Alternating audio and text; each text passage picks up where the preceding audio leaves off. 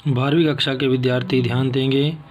आपकी एक किताब है अभिव्यक्ति और माध्यम, उसका प्रथम पाठ है विभिन्न माध्यमों के लिए लेखन। सबसे पहला प्रश्न है, इसको समझाया जा रहा है, जरा ध्यान से सुनेंगे। विभिन्न जनसंचार माध्यमों के लिए लेखन के कौन कौन से तरीके हैं। जनसंचार अर्थात हम अपनी बातों को किन किन माध्यमों के द्वारा लिख सकते हैं, तो उसके विषय में है। लोगों के मध्य सूचनाओं का आदान प्रदान करने को जनसंचार कहते हैं। जब हम अपनी सूचनाओं का आदान प्रदान, किसी की समस्या या किसी की सूचना को सुनते हैं और अपनी समस्या या सूचना को उसे बताते हैं, तो वो जो उनको बताने के लिए जो बीच में मीडियम का कार्य करता है, माध्यम का कार्य करता है, वो जनसंचार कहलाते हैं। जनसंचार के अनेक माध्यम हैं, जैसे समाचार पत्र, पत्रिकाएं, टेलीविज़न, इंटरनेट आदि। ये सारे के सारे ऐसे माध्यम हैं जिनके द्वारा हम अपनी बातों को दूसरों तक पहुंचा सकते हैं। सबसे पहले जनसंचार के विभिन्न माध्यमों के लेखन के अनेक तरीके अपनाए जाते हैं। सबसे पहला समाचार पत्र और पत्रिकाएं। समाचार पत्र और पत्रिकाओं में खबरें इकट्ठी करने का कार्य संवाददाता करता है कि जो हम अपनी बातों को दूसरों तक पहुंचाते हैं, उन बातों को दूसरों तक पहुंचाने के लिए सबसे पहले एक संवाददाता होता है जो हमारी खबरों को इकट्ठा करता है और उसे समाचार पत्र और पत्रिकाओं में छापता है। वे समाज के हर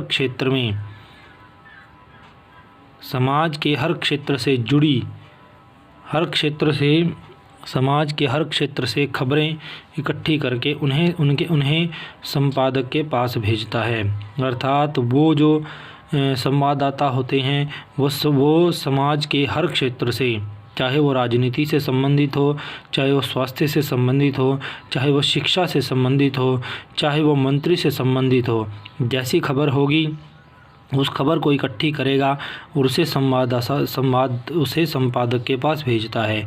इसके बाद संपादक इन खबरों को संपादित करके समाचार पत्र और पत्रिकाओं में प्रकाशित करता है। इसके पश्चात वो संपादक होता है जो उनका संपादन करता है, अर्थात जो उनकी छपाई करता है। वो खबरों को इकट्ठा करता है, उन्हें तोड़ छोटे करता है और उन्हें एक अच्छे प्रकार से क्रम में लगाकर उन्हें पत्र और पत्रिकाओं में प्रकाशित करवाता है। सबसे पहला साधन रहा समाचार पत्र और पत्रिकाएं। समाचार पत्र और पत्रिकाओं में कौन कार्य करता है? संवाददाता हमारी खबरों को इकट्ठा करता है, समाज के हर क्षेत्र से इकट्ठी करता है और उसे संपादक के पास भेजता है। वह संपादक इन खबरों को संपादित करके समाचार पत्र और पत्रिकाओं में प्रकाशित करवाता है। दूसरा साधन है टेलीविज़न। टेलीविज़न एक दृश्य और श्रव्य माध्यम है, अर्थात टेलीविज़न को हम देख भी सकते हैं और सुन भी सकते हैं। इसमें एंकर खबर देने का कार्य करता है, अर्थात जो हमें बैठकर समाचार सुनाता उसे एंकर बोलते हैं। वो एंकरिंग करता है, सारी खबरों को हमें सुनाता है और उन्हें अनेक संवाददाताओं तथा चैनलों से प्राप्त होती हैं और उन्हें वो खबरें अनेक संवाददाताओं से जो फील्ड में जाते हैं और चैनलों से प्राप्त होती हैं। इसमें एंकर खबरों को लिखकर तथा बोलकर दर्शकों तक पहुंचाता है। जब या तो वो बोलता है या लिखकर हमारे तक वो खबरों को पहुंचाता है।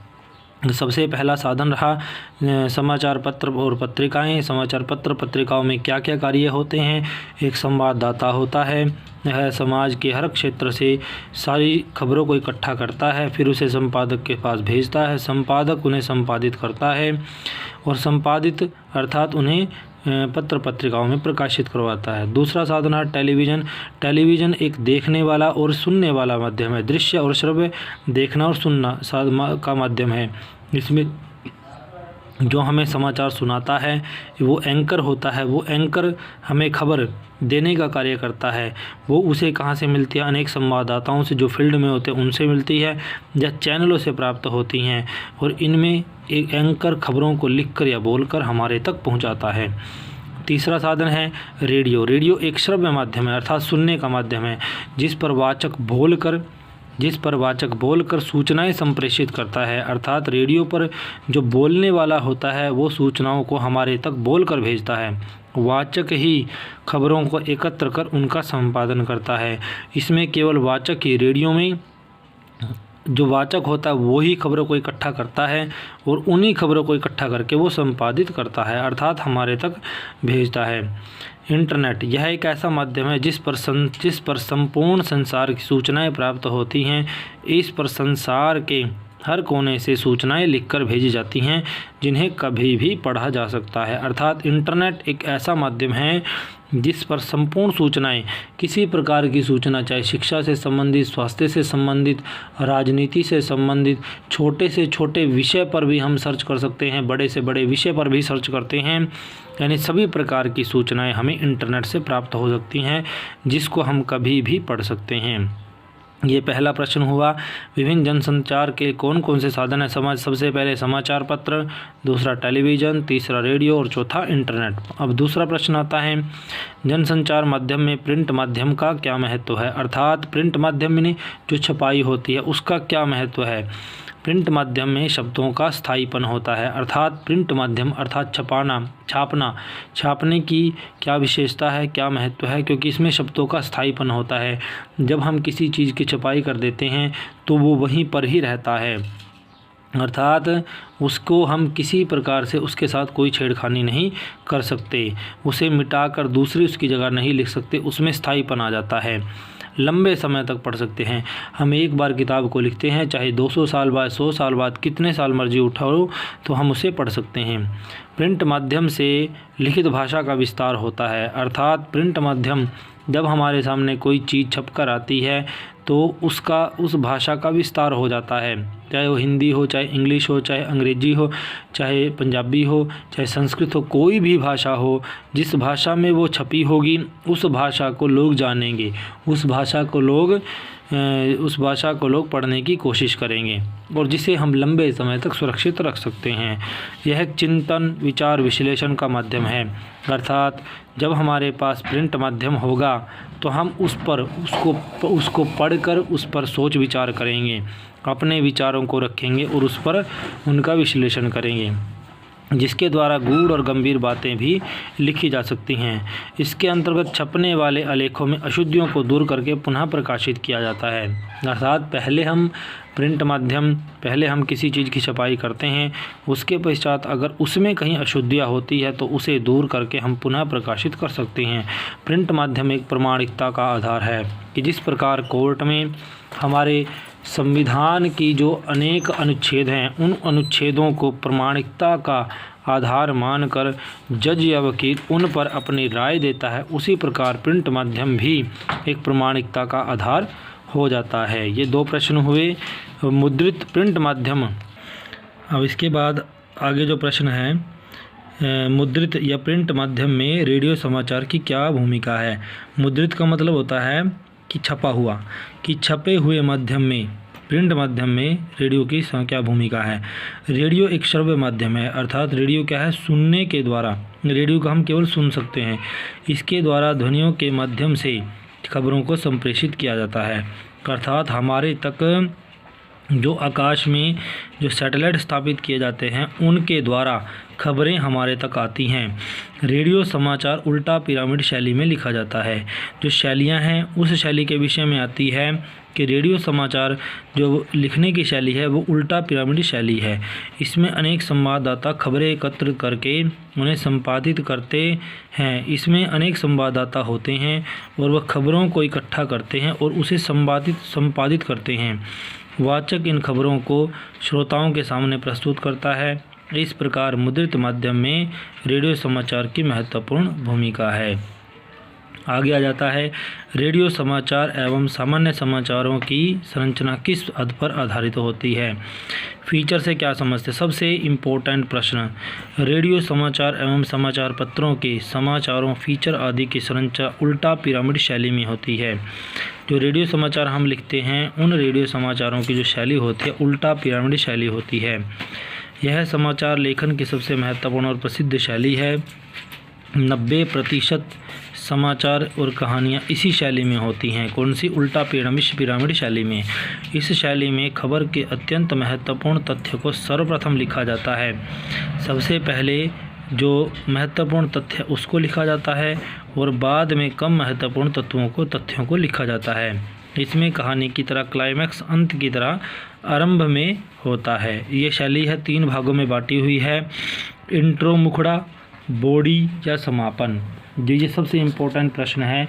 ये प्रश्न बहुत बार आता है कि रेडियो समाचार की शैली या फीचर से आप क्या समझ सकते हैं। अब इसके बाद इसमें सबसे पहला है, इसकी शैली में सबसे पहला चरण है इंट्रो या मुखड़ा।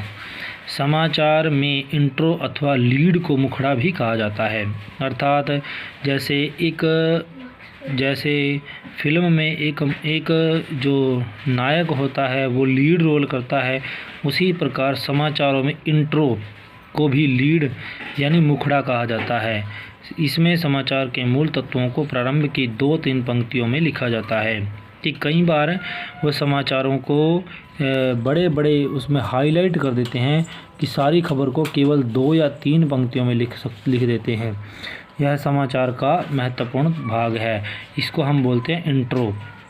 अर्थात जब हमारे सामने कोई ऐसी खबर, जब हम किसी उसको बड़े शब्दों को देखते हैं तो हमारा जो मन है उस खबर को पढ़ने का करता है, तो ये 2-3 उसमें लिखा होता है, ये सबसे महत्वपूर्ण अंग है। अगर हमारी खबर जो हमारी 2-3 शब्द अगर वो अच्छे लिखे हुए हैं, यानी जो घटना घटी हुई है उस घटना में से उठा कर लिख दिया है, तो हम उस घटना को अवश्य पढ़ेंगे। बॉडी इंट्रो के बाद आता है। इसमें समाचार के विस्तृत तत्व को अवरोही क्रम में लिखा जाता है। इसमें अवरोही क्रम का प्रयोग किया जाता है। समापन उल्टा पिरामिड शैली में कोई अंत नहीं होता। इसमें आवश्यकता अनुसार समय और स्थान की कमी को देखते हुए अंतिम पंक्तियों को कहकर छोटा किया जाता है। इस प्रकार समाचार का समापन होता है। इसके 3 भाग हैं, उल्टा पिरामिड शैली, इंट्रो, मुखड़ा, बॉडी, समापन।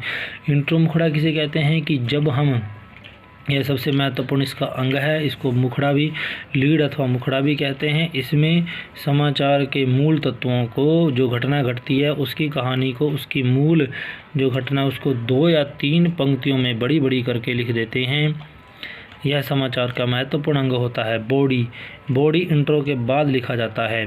इसमें समाचार के विस्तृत तत्वों को अवरोही क्रम में लिखा जाता है। समापन उल्टा पिरामिड शैली में कोई अंत नहीं होता। इसमें आवश्यकता अनुसार समय और स्थान की कमी को देखते हुए अंतिम पंक्तियों को काटकर छोटा किया जाता है। इस प्रकार समाचार का समापन होता है। तो बच्चों, आपको अब 4 प्रश्न करवाए गए हैं। ये 4 प्रश्न आप सभी ने इन 4 प्रश्नों को पुनः पढ़ना है, क्योंकि ये सबसे इम्पोर्टेंट महत्वपूर्ण किताब है, महत्वपूर्ण पुस्तक है। इस पुस्तक में से कम 20 नंबर के प्रश्न आ जाते हैं।